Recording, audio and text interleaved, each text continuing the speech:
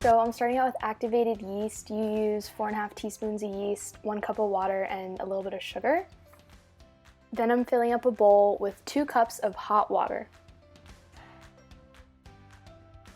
Next, you'll want to add 6 tablespoons of butter and 1 teaspoon of salt. Make sure your water is really hot so that the butter can melt in. For a full batch, you'll need 9 cups of flour, and I added them in 1 to 2 cup increments. However, I suggest a half batch because this made a lot of cinnamon rolls. Once the yeast mixture is in, crack and beat 2 eggs.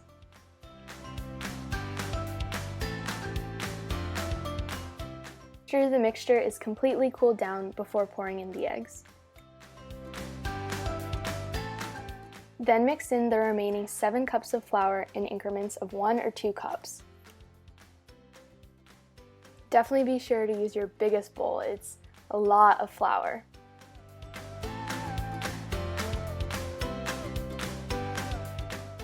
Once all the flour is in, knead the dough until it feels smooth. Then let the dough rise for 30 to 45 minutes. Remember, if you do a half batch, you won't need to rip the dough in half.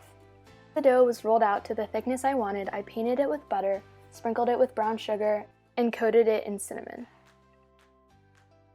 After that, carefully roll it up and pinch the seam shut so nothing comes out. The easiest way to cut the rolls is put a piece of thread underneath it and pull the 2 ends towards each other. I then repeated this with the other half of dough. Before placing them in the oven, you'll need to let them rise for 20 to 30 minutes. Put them in the oven at 350 for 20 to 30 minutes. Mine took exactly 25. And here they are. I didn't put any frosting on them, but you definitely can. This made tons, so we ended up giving a bunch to friends.